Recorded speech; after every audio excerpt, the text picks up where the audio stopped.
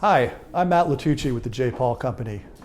We're here 700 feet above the beautiful San Francisco Bay at 181 Fremont in Residence 56B. When we set out to build this building, we wanted to make an icon, something lasting, something spectacular on the San Francisco skyline. We went around the globe accumulating the world's best designers and architects to help us with that task. And ODADA was in at the ground floor. And there's no one that epitomizes the design of this building than David Oldroyd and ODADA. We're here for the next installment of our Legends of Design series, featuring ODADA and David Oldroyd. From the minute you walk into our building, ODADA's mark is clear as a whistle. From the beautiful lobby to the wonderful and interesting elevator cabs to the really unique hallways and this beautiful residence. We're so proud to be collaborating with David and call him a wonderful partner for this incredibly successful building. Landmark, extraordinary building, the likes of which San Francisco has never been before. It's really a central point here. And I love to imagine the person who is going to live here. And I know you think about this when you're designing it and you want them to be comfortable, to be at home, to enjoy everything about living in the building and in these residences, and for it to truly feel like a residence. So you use materials, and I think a very artful way, wood, stone, marble. But what did you imagine? How did you think of someone moving in and living here? We wanted to create an atmosphere, you've described it beautifully, a private atmosphere that felt better than where you came from. You've been traveling the world, you've been in hotels all over the world, you come home and it's better than where you left. You want to come home. You want to walk through that door. You want to feel that feeling. And when you travel, when people travel, you often get overstimulated because you're going a place to see things. And we don't want to overstimulate you here. You come home to feel restful and held and cozy and warm and secure. And you go through that door and that world, you're home, that world is gone behind you. Very beautiful color and very sculptural. The interior shapes of it and the silhouette of the doorways and the way you've handled those is very refined. And I love also the fact that you really can see the windows from every vantage point here. You always have a sense of openness. And we were very conscious about the mystery of this view and to not give it to you, all of it, up front. Right. You touch the door handle, you walk through the door, there's a sense of entry, but you don't get the view yet. You have to take a few steps, you have to work just a little bit, and then you'll get a sliver of a view down through the kitchen, and then you walk around the corner and you get this. So it was this conscious effort to make the view unfold itself to you, which is a more, I think, romantic way to enter your home. Of course, the concierge in this building can help you secure all kinds of wonderful reservations and meetings with maitre d' and chefs and special dinners and private rooms that suddenly become available because you live here. And then anything that you want to be, you can be in Silicon Valley in 30 minutes very quickly. Everything is very accessible here, across the Golden Gate Bridge, going up to visit your favorite winery, perhaps, or to do a wine tasting up there with your favorite winemaker. It'd be fantastic. We've done many projects in this building for long-term clients, and the reason that they move to this building is for the luxury, the location, the convenience, all those things you've just described. You're sort of in the heart of it right here, and it's really easy to get anywhere. The people who buy here, they might have lived in Pacific Heights, and they might keep a house in Pacific Heights, but this is a very different experience than it is to live in Pacific Heights. It's refreshing. It's stimulating. It is. It's a very stimulating event coming here. Yeah. It's exciting. It feels modern. It feels contemporary. It feels forward-looking. And I think also, David, your interior design was very forward-looking. This is going to look great in 10 years. You wouldn't change it. Oh, I hope not. No, but timeless, David, is your design always. It's not trendy. but it feels of the moment, which is an art. You're a very experienced designer. You see how interiors that you've designed evolve. You've seen some of the work you've done in Hawaii, how they looked 20 years ago, how they still look fantastic today. If too many current objects, it'll date. If you use a few of them, they look special. And so we try to be very careful when we curate an interior about the kinds of things we put in. We try to be very current and of the moment with shape and color and material and light, but not overly so that it becomes not timeless. Avoiding anything trendy always. You have a very astute understanding of natural materials and natural colors. Tell us about that. I believe that natural material has a spirit about it, if you will. That sounds a little kooky, but natural marble feels different than synthetic marble. Wood feels different than plastic. And I think your subconscious picks up on that.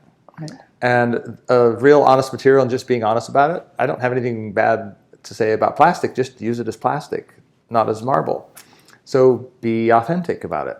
So we often choose materials that we think are going to be authentic and bring that subtle spirit of elegance that we want to an apartment. We use a variety of textures on the stones in this apartment, for example. We put a bush-hammered limestone on the floor in a bathroom, and there's a polished marble on the walls in the master bathroom. So that is heavily veined, but it's done in such an artful way that you really appreciate it as its own thing. Right, right. And then it uplifts every other material. The refinement of the fabrics and your selection and the subtle use of color is very striking. You don't usually use a lot of color, do you? We use color sparingly, it is true. And if we do use color, we do it in a very simple way. Like this apartment's shades of blues and lavenders that were an homage to the colors outside, an attempt to bring color into the apartment. But you'll notice that we didn't oppose the view out here by bringing in a shocking red or a bright orange, right? So we were trying to be very sympathetic to the surroundings here. So the color that we do use is very calculated and very careful and nuanced. Right. And adds a little bit of pop or interest where we need it. Right. Not a lot of pattern, but again, we use pattern where it's important and necessary. It'd be great to entertain here, David, as well, and you took that into consideration. A cocktail party. Yeah, the bar is very close. The chairs are arranged in a way that they can be pulled and pushed for larger groups or smaller, more intimate groups. We thought about how many people would be here, how often. This is likely a couple that has their children have gone, and this is a second or third home for them, San Francisco pied-à-terre. But their friends come over, or their kids come over. Right. And could be a dinner party for associates, partners, and or could be someone who's about to become a major patron of the opera, your favorite, and they're hosting, let's say, the general director of the opera, or a curator, or the conductor of the San Francisco Symphony, for example. I mean, this is a different way of entertaining, too. The dining room is in the living room. So there's a familiarity and intimacy about being in cocktails while dinner is being set up, if you will. The kitchen is overly large for what's really needed for this space, but that's because we set it up so that there could be a number of people in there with the doors that can close, and then dinner comes out en masse, and you migrate from your chair 10 feet to a dining chair. So we've thought about how people would live and use these apartments.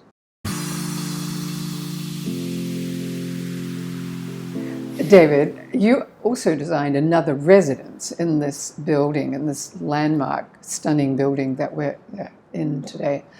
And that also has a wonderful cohesiveness to the design. It's harmonious, it's very calm. You walk in, it embraces you, you immediately feel at home. It's a marvelous feeling. And there were two aspects that I'm very impressed with there. One was that there was a structural support to the building that showed quite strongly in one corner. And tell us how you solved that problem. One of the great things about the building is the fenestration on the outside and the way that it looks, all these diagonal beams. That's also one of the strongest challenges in the building. And there was one unit and a few others where those mega braces that come out from the outside in are very prominent, as you mentioned. And so they happen to be in a small room. They ask us to reimagine the space. So we took that challenge and made it an asset rather than a liability. We took all the walls out, including between the kitchen and the living room, dining room. And we took these 3 diagonal braces and clad them in horizontal fumed eucalyptus and turned them into this magical sculpture. So you now feel like you are inside this building that you've just approached, and transformed it into a dining room that is really a destination to see, and opened up the rest of the wall. So when you're in that space, you look all the way to the south to the view and all the way to the west to the view, because you're in the northeast corner. And that one move transformed the entire apartment. And we used colors that were in the surrounding. We happened to, the living room, quote unquote, looked at another building. So rather than oppose that, we cued off the colors of the glass of the adjacent building, the Millennium Tower next door. We amped them up a little bit, made them a little brighter, fresher green with a little blue in it, and we did shades of blues and greens, which are a nod to the building across the street, so there wasn't a stark contrast, but a little bit stronger so your eye stayed here.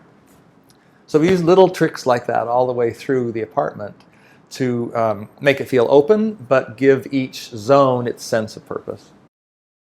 David, what a pleasure to be sitting in this apartment. I love it. I adore it. I love everything about it, every detail, the fact that, well, I'm just noticing the fact that once more you're devilish with baseboards and you make them or disappear. The lack thereof. The lack of baseboards, but you have that silver or metal at the base that gives it a little glimmer of final luxury, if you notice it. And I think someone who moves in here and this is going to be their forever luxury residence, I hope they would know every detail, that you would tell them, or someone would tell them every single detail here, like the baseboards, which sound like such a mundane thing, but it's adds such refinement to this apartment, or the suede wall in the bedroom. How very fabulous, or the materials in the kitchen.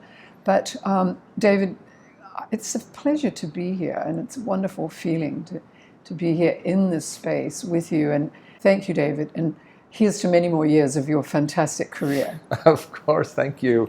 It is a pleasure to be here with you. We've known each other for a very long time, and I appreciate your understanding of the subtlety that we pour into our work. I do believe that if you don't notice it, it's probably great, because you will notice it, or your subconscious notices it. And so that is a through line in our work, and you pay attention to those sorts of things. So I've always been grateful for our friendship and our ability to discuss design on a really intelligent and in-depth level, after having traveled the world to appreciate all kinds of design, and be able to sit here together in this space is an honor for me. So thank you, David, very much. I'm truly honored. Thank you so much, and congratulations. Thank you.